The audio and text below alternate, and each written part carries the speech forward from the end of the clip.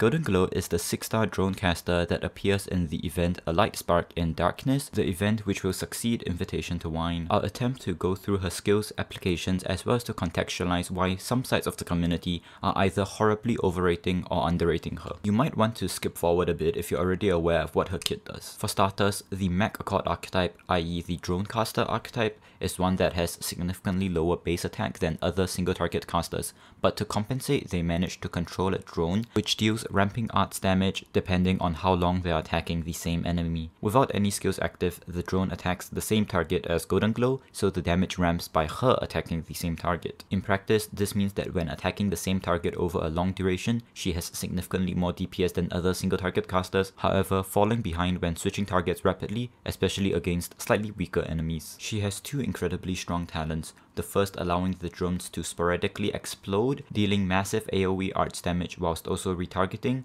while her second talent gives her a very Surtur-esque talent with a built-in res ignore of 15/18 with potential 6. In a bit, I'll explore the intricacies surrounding her first talent and why it isn't as simple as it looks. Moving on, her skill 1 gives her an additional drone and boosts her attack speed and attack by a pretty decent amount. The cycle is also pretty decent with a 25-second uptime by a 35-second charge duration, so practically speaking it's going to be ready for almost every wave. Looking at the numbers, this skill boasts the highest duration DPS out of all of her skills and is the reason why Goldenglow is so strong in E0 only clears. Next up, her skill 2 is a permanent skill with a reasonably long charge time that again increases her drones by 1 as well as giving her a sizable attack buff whilst expanding her range to be that of a Deadeye sniper. This is her lazy skill and it's very similar to Eyjafjalla's skill 2, however it does lack the instant damage and the charge time can be a bit hard to swallow for some players. Understandably, this skill boasts the lowest durational skill DPS out of all of her skills, but that's to be expected given its infinite nature. Lastly, onto what most players might consider her bread and butter, her global ranged skill 3. It increases the amount of drones she has by 2 as well as giving her an attack buff that's twice the attack buff of skill 1.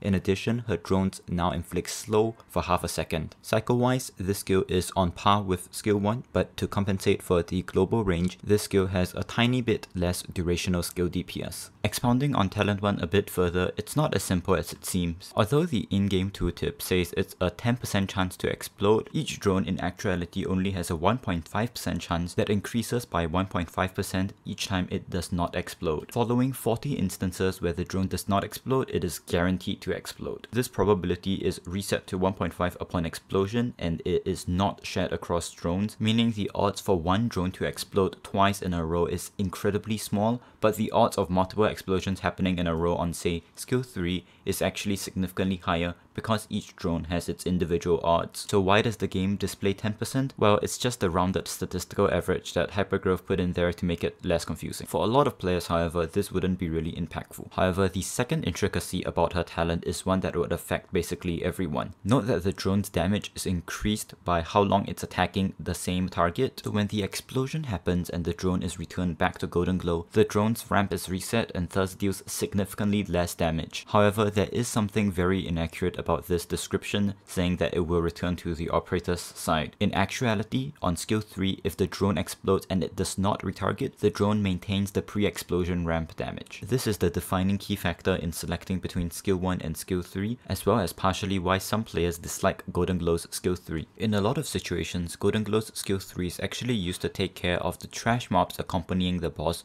due to the fact that the boss typically has a very long route to the blue box, and thus the skill with the global range would naturally choose to target enemies that are closer to the blue box. This is not ideal in several situations given how Goldenglow skill 3 resets its ramp upon retargeting, and a lot of the trash enemies that accompany the boss are pretty weak so they die really fast. However, one can also view this as irrelevant because if they are dying, what's the point in having more DPS and them dying slightly faster? However, this might be a bit harsh on skill 3 given that from another perspective you can view it such that it is a very versatile skill that at the start of the stage allows you to deal with the trash mobs very effectively, and during most boss stages there will be a lull period where no other enemies spawn and the boss just simply sits there or walks around, to which skill 3 is phenomenal at. In other situations where the main thing protecting a boss is actually just the distance between it and your operators, Goldenglow is also a very good choice. In addition, the situations where the boss is the only dangerous threat on the map and Goldenglow will choose to focus it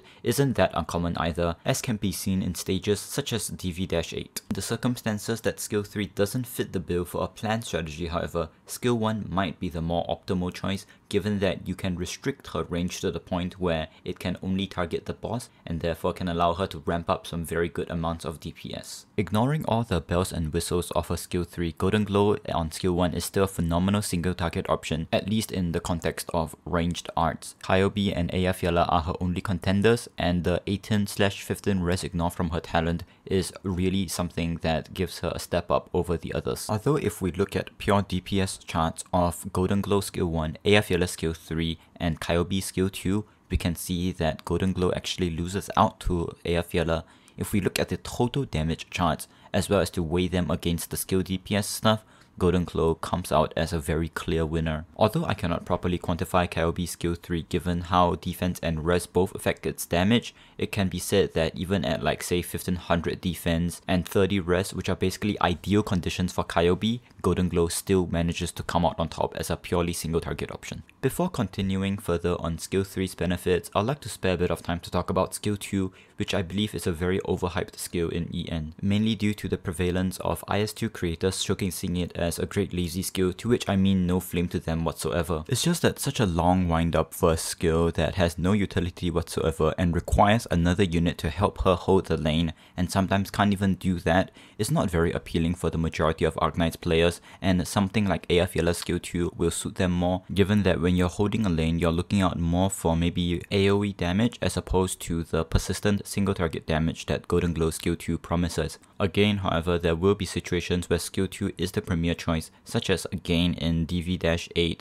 where some of the lower rarity clears chose to use Goldenglow skill 2 as the main DPS option, paired with a bunch of 3 and 4 stars. In the vast majority, let's say 99% of situations however, I think skill 1 or skill 3 will be a better replacement for Goldenglow skill 2 if you're looking to actually optimize a run. Furthermore, the mastery gains aren't that great, with 5% increased attack per level and no SP cost reduction. This paired with the fact that AFK consistent skills aren't used a lot for high-end runs makes me believe that SL7 is probably fine for the majority of the player base. Now the elephant in the room, skill 3, which I've briefly touched on just now. This is where I'll also clarify the audacious question posed in the thumbnail of this video, wherein many players in EN are severely overrating or underrating Goldenglow, to which I'll evaluate Goldenglow skill 3 in the context of a competitor to Eyjafjalla skill 3 and other arts options. Before moving further though, I'll address the question, is Goldenglow an Eyja killer? And to that I say a definitive no, but of course given the absolute phrasing of the question, that's the only answer I can provide. However, if we shifted the question to my opinion on which of Goldenglow or Eyjafjalla is more viable for high-end content, I think I'll actually lean on the side of Goldenglow by a fair bit, but do note that most other AK content on this platform especially will tell you that they're dissimilar, they can't be compared, or they're about equal in terms of viability. Moving on though, let's address the elephant in the room beforehand. Similar to Goldenglow's skill 1, her skill 3 loses out against Eyjafjalla's skill 3 in terms of skill DPS, but wins in terms of total damage. DPS is a pretty bad metric to measure the comparison between their skill 3s however, because Goldenglow's skill 3 is very contingent on the ramp of her drones, and Eyjafjalla's skill 3 is almost never used against a single target. In the context of modern day Arknights, most bosses do have more than enough resistance to tank the entirety of Eyjafjalla's skill 3. I'm not about to make the argument that Goldenglow's skill 3 can't be tanked like that, because it can, and the odds are Goldenglow's skill 3 would actually not hit the boss for the entirety of the duration. As obvious however, Goldenglow's skill 3 is also much more consistent damage focused, and arguably speaking, its universal nature makes it even better than Eyjafjalla for simple wave clear on the vast majority of stages. There are still a ton of events where Eyjafjalla's skill 3 shines through, notably in Dorothy's vision where there are a lot of tanky robots that sit around for quite a considerable duration. Due to their grouped up nature and also the fact that there's very few of them per map, Eyjafjalla is the premier choice to choose to take them out. All in all though, that is pretty much the ideal situation for Eyjafjalla, discounting the cases where she's used as a supporting DPS in Buff Army, Ifrit, Surtur and Saria. Goldenglow however can accomplish the same job in Dorothy's vision to a pretty decent extent, and that is far from the ideal Goldenglow use case.